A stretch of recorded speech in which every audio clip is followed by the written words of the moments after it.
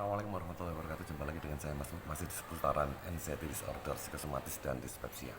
Di video kali ini saya ingin membahas tentang dyspepsia. Dyspepsia lebih fokus ke dyspepsia karena yang saya rasakan akhir-akhir ini dyspepsia saya memburuk. Kelambung saya memburuk. Jadi dyspepsia itu terdiri dari dua. Yang pertama itu dyspepsia organik, yang kedua dyspepsia fungsional. Jika dyspepsia organik itu ada luka di dalam lambung kita. Kadang-kadang kita mengalami dua-duanya. Eh, beberapa kali ketika kita lambung kita sakit, seperti terluka, itu biasanya ada nyeri. Ketika kita makan itu ada perihnya, itu seperti itu sih nggak ada masalah buat saya, menurut saya. Cuman yang jadi masalah itu kan dyspepsia fungsionalnya, yang sampai detik ini masih membingungkan kan, bisa berbulan-bulan, bisa tahunan orang kena dyspepsia fungsional. Itu yang biasanya terjadi. Ketika kita sakit dyspepsia fungsional itu kambuhnya itu aneh. Kambuhnya itu di antara lambung ke atas ya, bisa mual, bisa hidung buntu, tenggorokan panas, terlebih-lebih hidung buntu ya, nafas pendek. Itu yang paling mengkhawatirkan itu. Karena terlalu lama kita mengalami hal itu, akhirnya kita searching googling, kita cari informasi tentang penyakit apa tersebut. Yang kita dapatkan adalah penyakit-penyakit yang berat.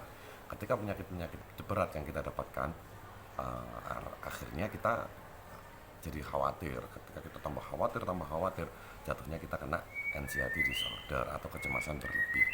Padahal itu hanya sekedar dyspepsia fungsional awalnya, hanya karena pernah kena panic attack, terjadinya komplain tubuh yang dahsyat terhadap yang dirasakan itu. Saking parahnya kita berpola hidup buruk, berpola pikir buruk, berpola makan buruk, akhirnya kita kena panic attack. Setelah kita panic attack, kita semakin sering kita mencari tahu tentang penyakit tersebut, semakin parah penyakit kita, anxiety disordernya.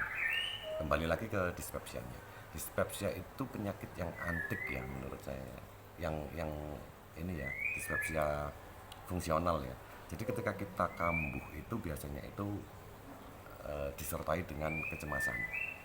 Atau ketika kita yang pikirannya terlalu banyak, kita yang sedikit cemas, dyspepsianya juga jadi kambuh. Nah, ciri-ciri dyspepsia fungsional itu biasanya kalau di orang-orang yang lain berbeda-beda juga. Kalau di saya gampang sekali. Ketika hidung saya mampet satu, dimiringin kanan, mampet kanan, dimiringin kiri, kanannya plong, yang kiri mampet, atau dua-duanya tapi mampet separuh-separuh. Nah, itu sudah dyspepsia fungsional, kambuh. Dyspepsia saya kambuh. Cara mengatasinya, kalau saya biasanya dengan air hangat yang banyak. Kalau kita berlarut-larut, kita tidak hiraukan itu, dan kita masih saja berpola makan buruk, kita pantangan makanan, kita makan ngawur, semuanya kita makan, walhasil akhirnya jadi panas di tenggorokan.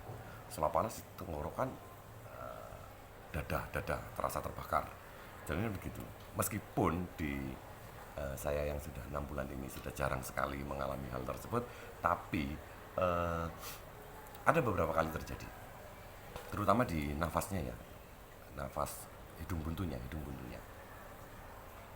Tapi ketika sudah nggak ada cemasnya, kita mengolahnya atau mengatasinya itu dengan mudah sekali, hanya dengan minum air panas, terus duduknya ditegapkan, ambil nafasnya diatur, lebih teratur, jadi membaik dengan sendirinya dengan cepat. Begitu cara mengatasi dyspepsia fungsional kalau di saya sendiri. Nah, dyspepsia fungsional itu kapan sembuhnya? Lama, terlama. Kalau saya lama. Setelah saya kena panic attack terakhir 6 bulan lalu, terus mengakibatkan psikosomatis, ada nyeri-nyeri. Psikosomatisnya lama kelamaan juga sudah ini ya, dari yang katanya 1001 macam itu tinggal sekitar 2 kalau nggak salah saya. Hidung tersumbat sama apa ya, keliengan itu yang pertama. Cuman sesekali kadang-kadang datang itu, ya itu tadi, kalau salah makan gitu ya, urusan di pencernaan, tenggorokan, di atasnya lambung, itu urusan itu kalau hanya salah makan saja. Ketika tidak salah makan, psikosomatis seperti itu enggak ini. Sebenarnya itu bukan psikosomatis, sebenarnya itu efek dari dyspepsia fungsional kalau menurut saya. Jadi psikosomatis yang banyaknya itu yang bulu kuduk berdiri, sakit, nyeri mudah capek, pinggang sama leher ini berat terus, sama wah, banyak sekali ya. Itu mungkin dia yang disebut psikosomatis, itu ada rasa yang dirasakan pada tubuh kita padahal tidak ada masalah. Terus dispepsia fungsional itu bisa membaik jika kita berpola makan yang baik, berpola makan yang bagus. Kita makan cukup serat, kita makan nasi, kita kunyah makanan kita dengan lembut sebelum diterima lambung. Terus kita tidak makan aneh-aneh. Kalau pedas di saya tidak ada masalah, pedas malah melancarkan pencernaan kalau saya. Terus saya tidak makan santan, tidak minum susu, tidak makan coklat, tidak makan keju. Ketika saya lakukan hal itu, hidup itu terasa normal sekali. Dispepsia itu seperti tidak ada. Tapi ketika ada kegiatan di luar, ada kawinan, menghadiri acara haul, menghadiri jamuan makan di teman atau di traktiran atau segala macam, disitulah dispepsia fungsional itu kambuh lagi. Bisa sampai perih, bisa. Jika terlalu buruk makanan yang kita masukkan, atau terlalu ngawur makanan yang kita masukkan, ya bisa sampai perih. Tapi kalau nggak begitu buruk, biasanya nggak sampai perih, cuman terjadi kelingannya datang biasanya, terus heartburn sama tenggorokan juga, serasa terbakar juga, sama hidung buntu. Hanya itu saja. Kalau sudah di level 90% seperti saya ini, kita nggak sampai cemas, kita santai aja. Bahkan hari ini saya ditelepon barusan sama ini di tempat sahabat saya, katanya mau diajak makan gulai kaki kambing. Padahal gulai kaki kambing itu ada santannya. Saya pikir-pikir,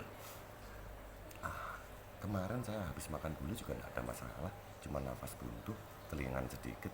Kalau ini saya makan lagi mungkin tidak ada masalah kali ya. Saya pikir begitu, tapi belum tentu nanti makan atau tidak, atau saya mau lebih memutuskan makan satenya saja, nggak pakai gulainya, mungkin seperti itu. Saya harus bisa mengukur, kita harus bisa mengukur seberapa sembuh kita, seberapa kuat kita memasukkan makanan dalam tubuh kita. Jadi kita harus pintar-pintar memilih makanan apa saja yang boleh dan tidak boleh dimakan. Ketika anak saya yang di pesantren itu pulang, dia pengennya makannya aneh-aneh, di setpok ini, dia dibawain sama temennya itu, temen pesantrennya itu, makanan yang terdiri banyak minyaknya banyak sekali, ada cemilannya. Itu ternyata enak banget. Pertama saya coba, lumayan, saya makan hampir setiap hari, saya makan itu. Ternyata konyol juga buat saya, lambung saya jadi marah karena makan yang gak karu-karuan. Itu termasuk cemilan-cemilan begini-begini ini di tempat teman saya itu banyak sekali. Kadang-kadang kalau kita lapar, kita nggak bisa ngerem, kita makan. Tapi saya punya solusi. Nah, kemarin saya itu kebetulan di kebun depan rumah saya itu ada pohon kelor. Waktunya ditumbangkan, saya tumbangkan, saya potong kemarin, saya ambil daunnya semua, saya jemur. Begitu saya jemur, kering, nanti saya blender, saya jadikan serbuk, nanti saya seduh dengan air hangat. Mungkin akan saya minum sehari sekali untuk menetralisir racun-racun yang ada dalam tubuh. Karena terbukti daun kelor itu sangat dahsyat sekali.